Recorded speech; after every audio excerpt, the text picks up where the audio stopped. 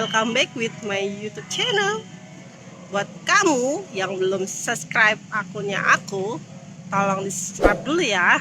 Dan jangan lupa nyalain tombol loncengnya, biar kamu tidak ketinggalan tiap episode dari cerbung-cerbung karya aku.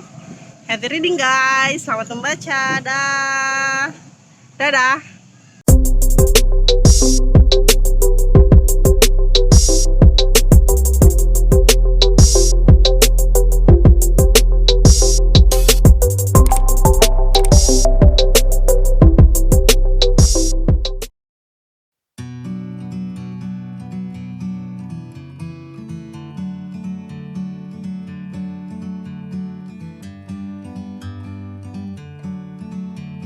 Disinilah aku sekarang. Setelah 1 tahun resmi bercerai dari Mas Jazirah, aku masih konsisten dengan keputusanku untuk tidak menikah lagi. Aku memutuskan untuk fokus pada anak-anak dan juga usahaku. Walau sudah memiliki warung sendiri, Bu Rosmalia melarangku untuk pindah dari rumahnya. Menurut beliau, hitung-hitung ada yang menjaga rumahnya agar tetap bersih dan terawat. Ya, setelah kelulusan Rima 6 bulan lalu, Bu Rosmalia dan Tiara memutuskan untuk ikut Rima dan Mas Riza pindah ke Jakarta, karena Mas Riza membuka kantor firma mandirinya di sana.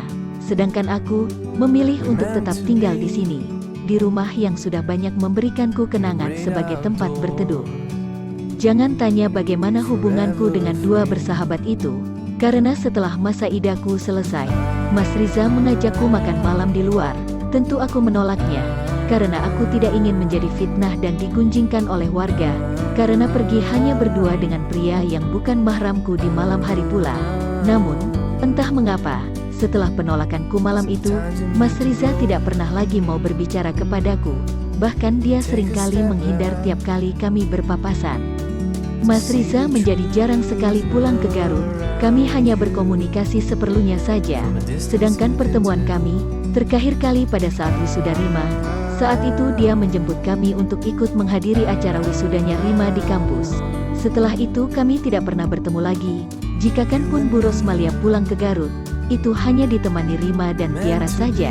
Sedangkan dengan Mas Danis, hubungan kami tetap terjalin baik, bahkan semakin baik setiap harinya.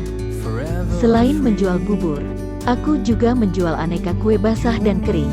Aku juga menerima pesanan catering nasi box dan tumpeng mini untuk acara-acara spesial. Semua ku kerjakan bersama ketiga pegawaiku yang tinggal di warung. Letak warungku ada di jajaran ruko depan jalan raya. Letaknya yang strategis membuat warungku mendapat banyak pelanggan. Selain warga sekitar, banyak juga turis lokal yang menjadikan warungku sebagai destinasi kuliner mereka. Aku tidak menganggap jika kini aku telah sukses. Tidak. Sungguh ini masih jauh dari kata sukses.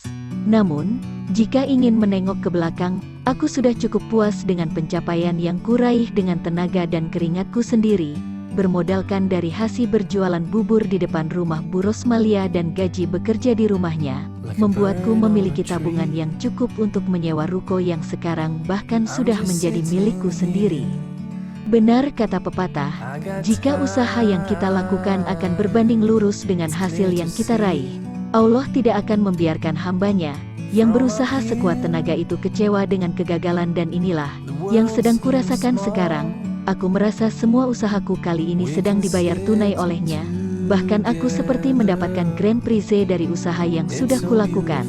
Kini aku dan anak-anak benar-benar sedang merasakan yang dinamakan nikmat dunia. Aku bersyukur karena akhirnya bisa membuat mereka bahagia dengan usahaku. Langit dan bumiku tumbuh sehat dan bahagia tanpa pernah merasakan kehilangan sosok ayahnya. Karena Mas Jazirah rutin mendatangi mereka setiap sebulan sekali ke warung. Dan aku pun tidak pernah melarangnya selama dia meminta izin kepadaku. Dret, suara ponselku berdering. Aku yang sedang membuat pembukuan bulanan warungku, terpaksa kutinggalkan dahulu. Bergegas aku mengambil ponselku yang masih kusimpan di dalam tas tanganku. Nama Mas Danis terpampang di sana. Kugulir ibu jariku untuk menekan tombol hijau di layar ponselku. Assalamualaikum, Mas. Ya, ada apa? Kataku ketika sudah terhubung dengannya. Waalaikumsalam. Gi, kamu di mana sekarang? Di warung? Mas, kenapa memangnya? Oh, syukur deh kalau begitu. Ini saya lagi on the way ke sana. sudah lama enggak makan bubur buatan kamu, ujarnya dari ujung telepon, membuatku tersenyum. Baiklah, saya tunggu, ya, klik. Aku menutup panggilan telepon, kemudian membereskan semua pekerjaanku di atas meja. Aku mengajak Bumi untuk keluar dari ruangan kerjaku dan menunggu kedatangan Mas Danis. Bumi sangat senang ketika aku mengatakan jika Mas Danis akan datang ke sini. Pasalnya sudah hampir 1 bulan ini dia tidak kemari untuk mampir. Kesibukannya sebagai dosen dan pengacara membuatnya hanya punya waktu luang sedikit saja. Bumi, teriak Mas Danis ketika turun dari mobilnya. Bumi yang mendengar namanya dipanggil, langsung berlari menghampiri. Om Danis, balas Bumi seraya berlari ke arah Danis. Kemudian meminta digendong. Bumi, kasihan Om Danisnya keberatan lo itu, nak. Enggak apa-apa, Gi, santai, saya masih kuat kok. Langit mana? Tanya Mas Danis seraya berjalan memasuki warungku. Langit belum pulang sekolah, Mas, sekitar 30 menit lagi paling dia sampai sini. Kamu yang jemput? Enggak, Mas, sudah hampir sebulan ini, saya pakai jasa tukang ojek.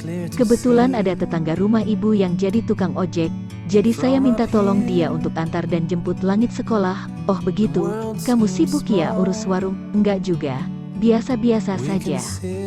Gimana enggak sibuk? Warungnya makin besar gini, pesanan catering datang terus. Hebat kamu, Gi, kamu berhasil buktiin ke semua orang jika kamu berhasil hidup mandiri dan sukses, meski tanpa seorang suami di hidupmu. Saya bangga sama kamu, tuturnya tulus, membuat hatiku menghangat. Mas Danis tidak pernah berubah, sejak pertama aku mengenalnya, hingga kini, masih sama. Dia tetap sosok yang menyenangkan jika diajak berbicara. Pembawaannya yang santai dan tidak mudah tersinggung, membuatku lebih luwes ketika berbincang dengannya, dibandingkan dengan Mas Riza.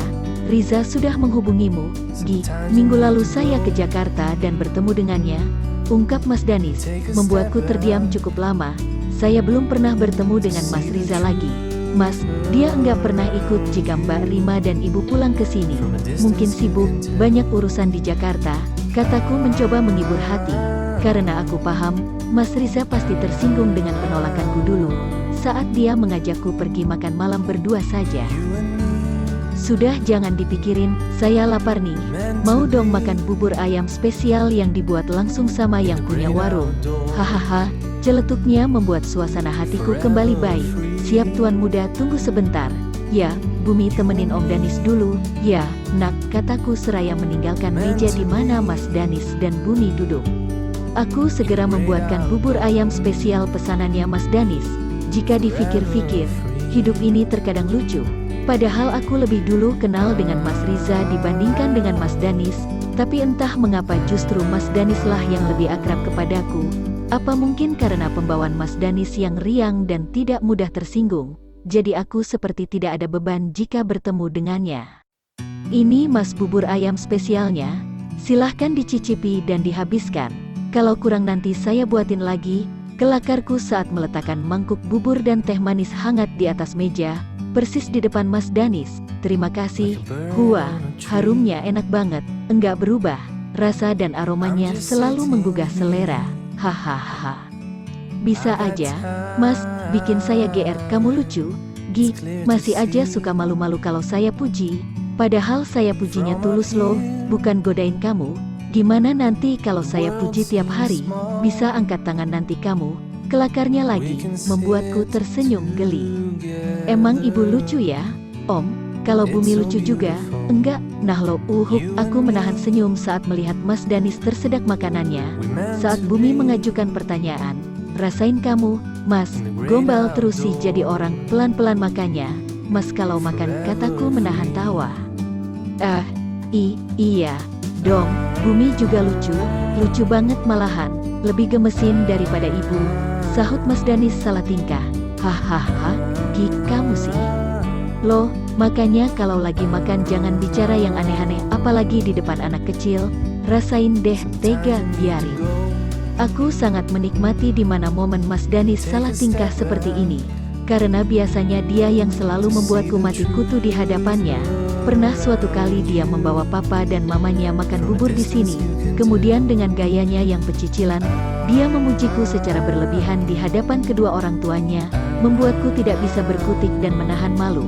Kenapa kamu ngeliatin saya sambil senyum-senyum? Ganteng, ya, nah kan, baru ku bilang, sudah mulai pecicilan dia. In the great outdoors.